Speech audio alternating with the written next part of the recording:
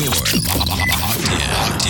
to the hottest station on the planet. Resistance is futile. The revolution has begun.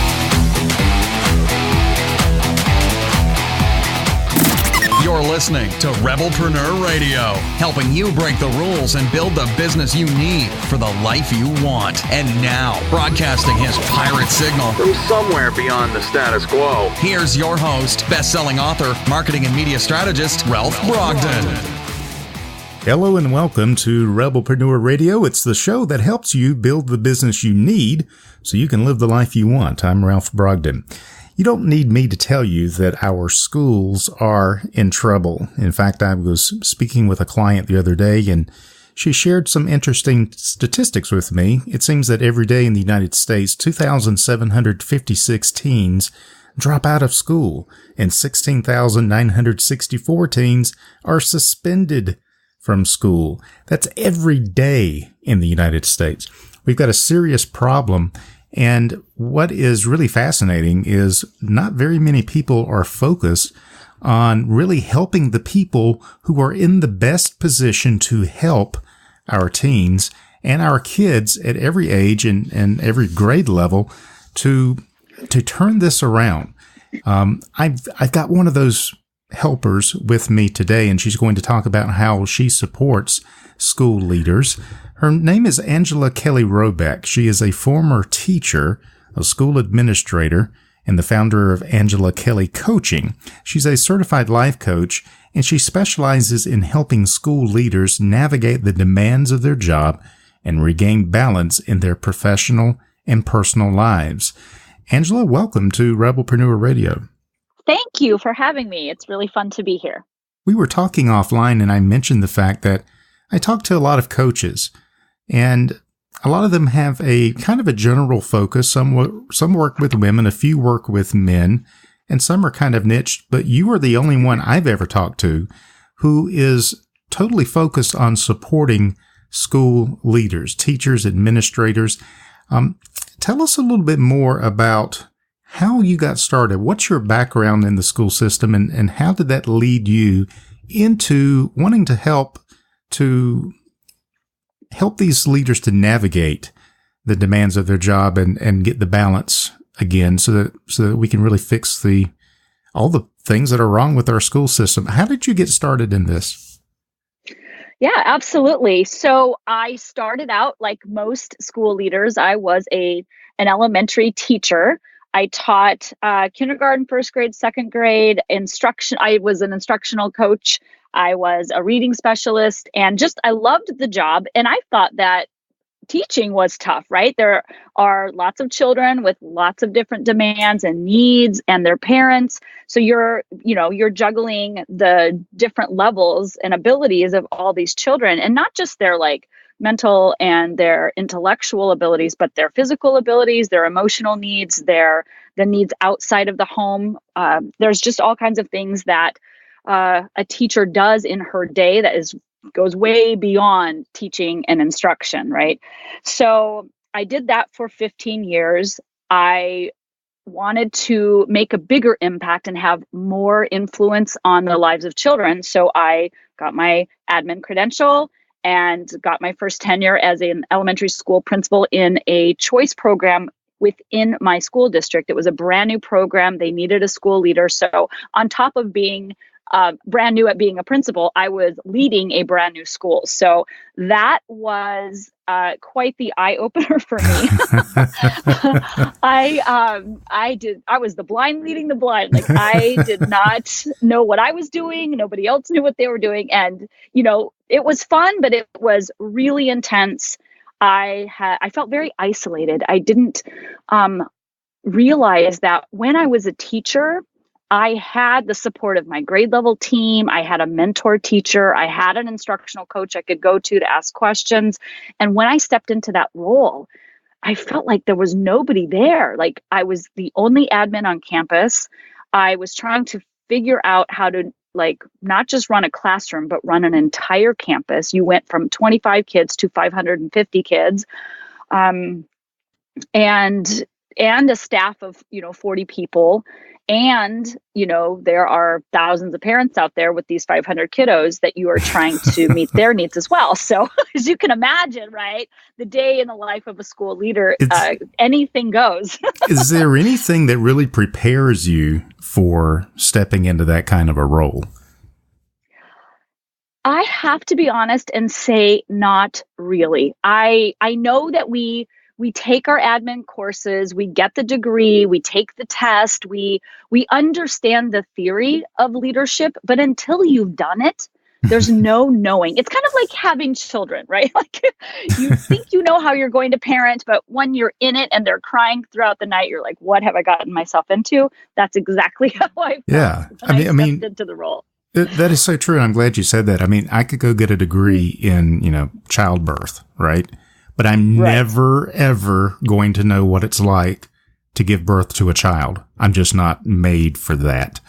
And exactly. What a difference in the theory of leadership, the theory of teaching, the theory of everything, and then actually getting in there and trying to do it. And a lot of teachers will rightly complain that they're expected to be guidance counselors, police officers, social workers, psychotherapists, on top of trying to teach people or teach kids how to read, write, and do their arithmetic. I mean, the demands that are put on teachers and administrators now are overwhelming. How do you step in and well, let's back up. What changed, what shifted in your mind when you realized that you can do more good as a coach compared to a school administrator? Yeah. So here's what I did. When I was in the role, what I noticed about myself, I was seeking answers outside of myself. And I was seeking answers in terms of how to do the job. So I was reading books, listening to podcasts. Well, were podcasts a thing back then? Maybe. But, like listening to books on tape, going to workshops and conferences, like I was trying to figure out how to do the job.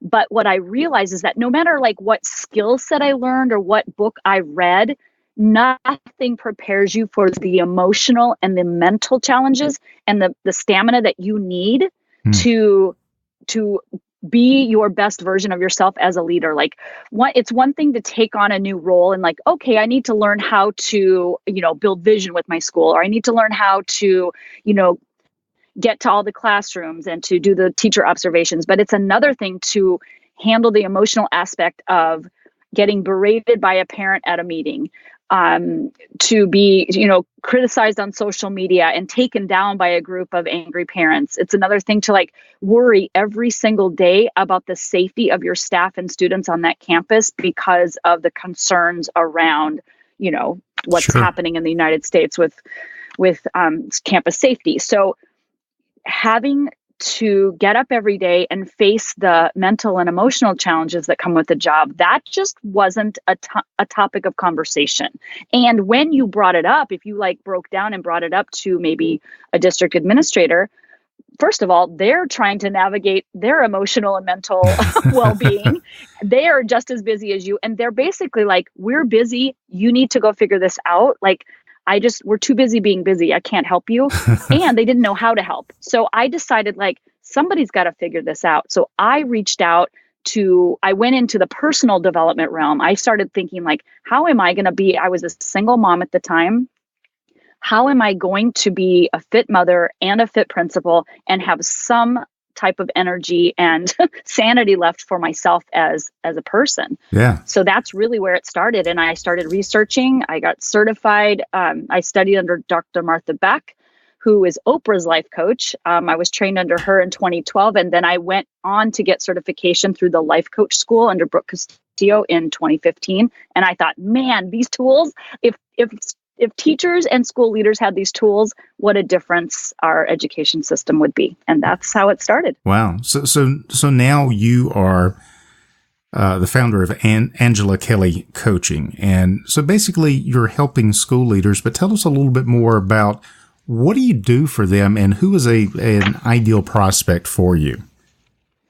Sure. So what I do is I provide individualized coaching support to individual clients. So I feel like one of the things that would be ideal in terms of shifting our educational system is going from this idea that one size fits all. We're doing that with kids and we're doing that with teachers, but we're also doing that with our school and district leaders, in that we provide one type of professional development to every single person all at the same time in the same way we teach, right? And what we're finding is that no two brains think alike, no two brains process at the same speed or capacity, or gather information the same and then output that information the same. So what I do is I take an individual client, I work with their specific situation and the thoughts they're having about that situation, and guide them through a process of questioning like what they believe to be true, what might be better for them, how can we better serve them, how can they better serve their clientele, which is basically, their students and staff, and also put some boundaries around things like, the amount of hours they work. It just depends. I personalize that experience for them so that we can look at their goals, figure out where they're at, where they need to be, and then close that gap. And that's so great that you do that, because that is a level of personalization and support they're not going to get from work. Correct. Maybe they should get it, but like you said, right. It's like you're in a damage control all the time. So what is? I mean, you've been there. You've been in the trenches. And there's lots of problems, and I highlighted some of those statistics here in the beginning, and those are just the ones that actually drop out, or they get suspended, or whatever. But then you've got the others that are a much larger portion of the student population that aren't that bad, not bad enough to get expelled, but they're still there in school, and so you're dealing with all of that, but. If you had to narrow it down, what would you say is the biggest problem? And I know there's so many, but if you could isolate to one problem, what is the biggest obstacle you see with the teachers, the administrators, the principals, the leaders that you're working with? That's a great question. I would say if I have to pick one, and this is really the overarching problem, the biggest problem is burnout. And I just read an article in the Wall Street Journal, I think it was December of 2018, that reported public education employees are leaving the profession in record numbers. I think for principals, it's around 20%. And if it's a principal of a high poverty school or a really high need school, it's up to words of 30% of people are leaving the industry each year. And I think it's because of the demands. It's the demands placed on everybody, from the superintendent all the way down to, not down, but just across the board, from superintendent to teachers to leaders to, even to custodial staff or secretarial staff, right? Yeah. Like everybody is being crunched because of the statistics around our schools, and everyone wants things to be better. They want them to be better right now. They want every kid saved. And what's happening is this feeling of burnout and overwhelm starts from the very beginning. And what happens is teachers think, oh my gosh, I got to get out of the classroom. This is too much pressure. If I become a principal, then I'm going to have more time. I'm going to have more influence and impact on the school. And they get into it. They're like, what have I done? Like, I want to go back to the classroom. So it's, they start working longer, and I think the crux of the problem is they believe that they have to be everything to everyone and be everywhere all of the time, like 24/7. And so that's where it starts. They start this cycle of working longer and harder. They just can't seem to get a handle on life. And before they know it, they're working nights, weekends. They can't sleep because they're thinking about work. And they don't feel a sense of satisfaction because everybody's focused on the problems instead of focused on generating solutions and using the energy about what's going right versus what's not. Yeah, that is so interesting. And, most of the people listening to this show, they have businesses or they want to start a business. And I see so many correlations here. that, our tagline is that we want to help you build the business you need so you can live the life you want. And if you're in a state of overwhelm and burnout, regardless of whether you have a job working for someone else, you're in public service, or if you're trying to build a business, we all get burned out and overwhelmed when we're trying to do too many things, going in too many directions all at once, and it's a recipe for disaster, regardless if you're a teacher, if you're a principal, or if you're a business owner. So then the next question, and now that we've connected it to more than just the education system, which that's a great example, but this is something that affects everyone when they're working for someone, when they're trying to build a business, whatever it is that they're trying to do, or trying to lead a nonprofit, or trying to change the world one kid at a time. What can they begin to do right now to get some immediate improvement in the area of burnout, in the area of overwhelm? Is there something that they can start thinking or something they can start doing differently that will begin to alleviate this? Absolutely. So I've recently written a book called The Empowered Principle. And what I share in that book is a method for slowing down your brain, slowing down your body, and really stopping to reflect on what's going on, what's going on in this job.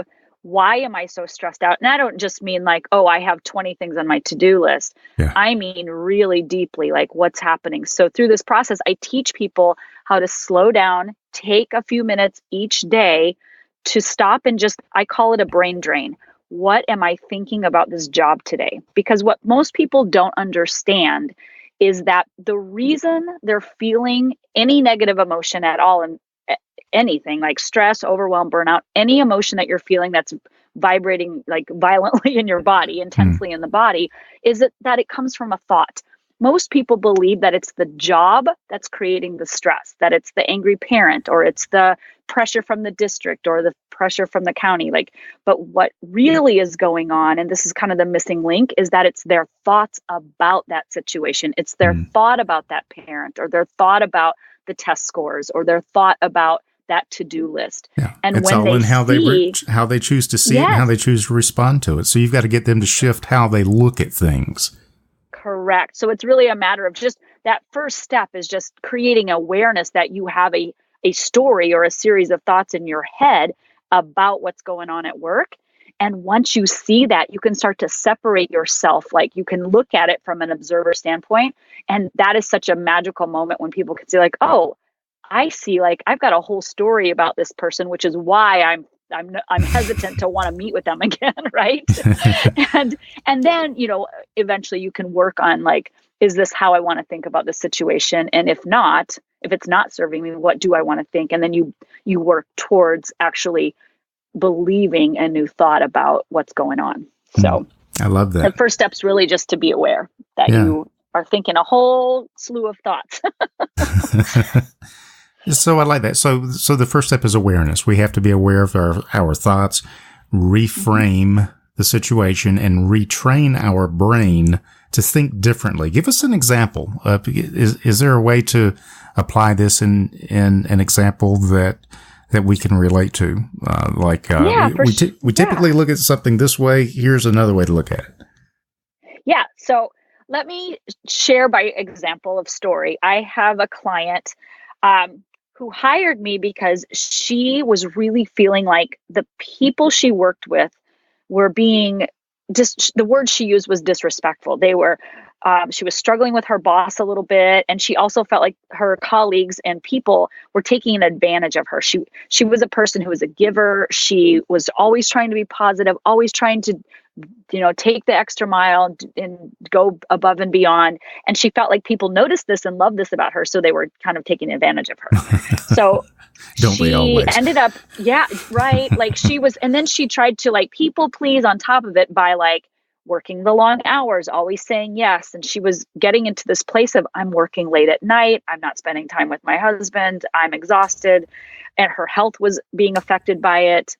She really had taken it to an extreme. So by the time she reached out to me, she was in dire straits. So she we worked through this process of like, okay, let's just stop and take a look at what's going on here. And another part of it was she was very concerned about what other people would think of her if she changed. So she was able to see like, okay, I get that it's my thoughts that are creating this situation for me, but I'm afraid to change it. And that's the big fear, right? When change is easy, it's not so hard, right? But when change feels really scary, like I'm going to be socially ostracized for life, right? It can be a little bit, intimidating. So what we did over the course of time was to have her ease into that process, like ease into like what it would feel like to say, I would love to work on this project, but I'm going to have to say no because this deadline is due, or, I have something important I need to be at 6:00 tonight. I'm going to have to leave at 5. And she just practiced until basically she practiced believing that she could put some boundaries around her life until she actually was able to do it. And what I love about this client, I just want to share this about her, is that once you realize how to do this in one particular aspect of your life, it bleeds into all other aspects of your life. I've worked with this client for close to two years now. She's the longest standing client that I've had. She's lost 40 pounds. She's improved her health dramatically. She's basically saved her marriage from a near divorce to like being full on, happiness. And she's proud to report that she has improved her relationship with her mother-in-law.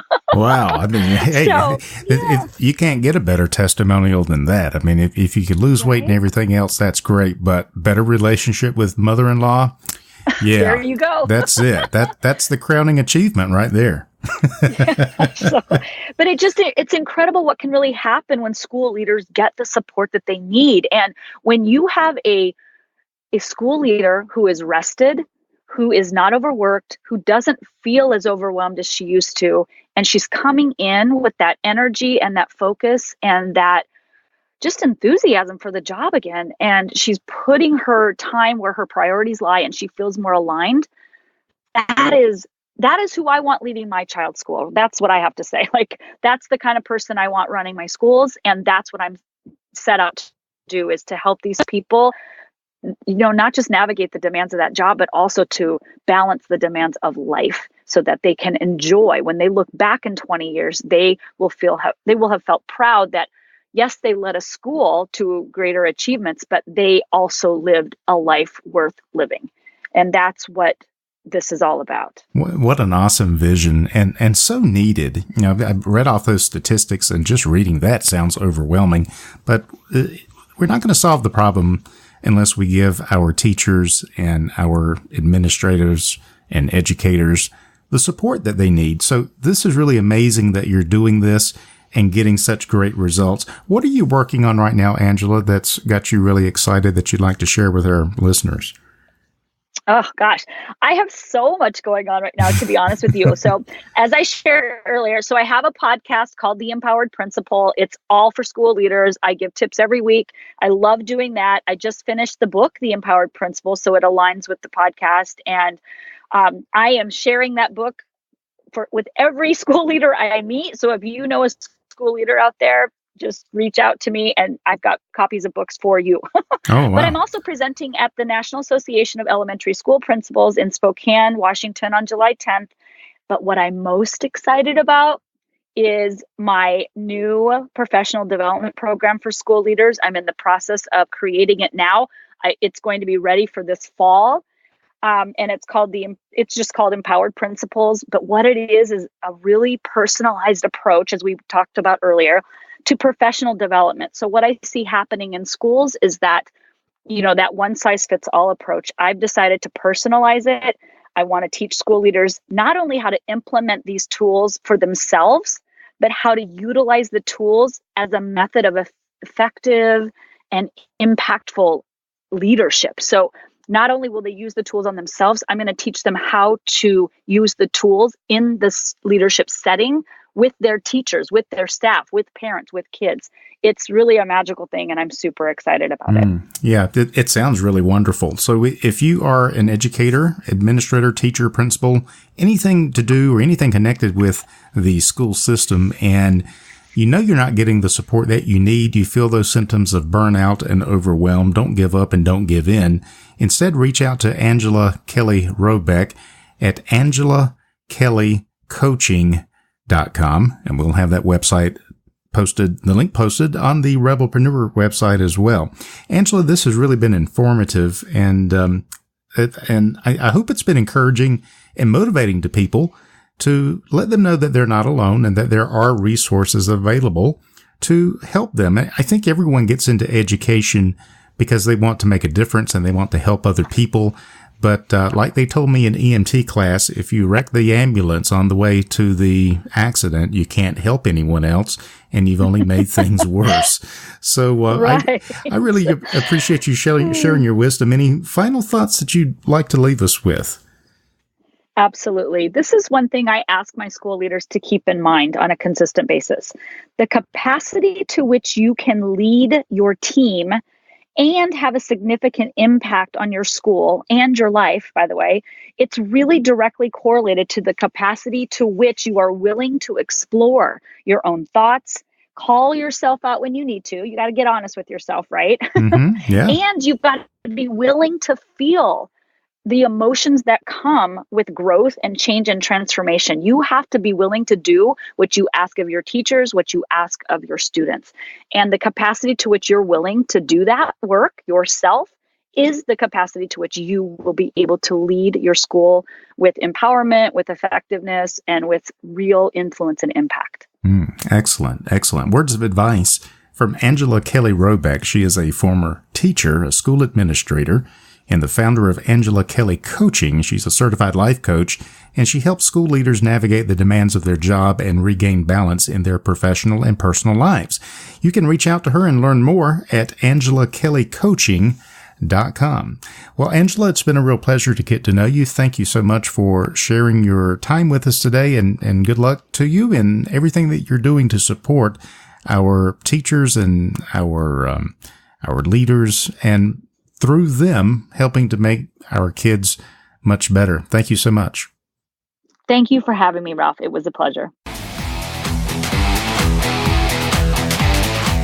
You've been listening to Rebelpreneur Radio with Ralph Brogden. Download the show notes and much more at rebelpreneur.com.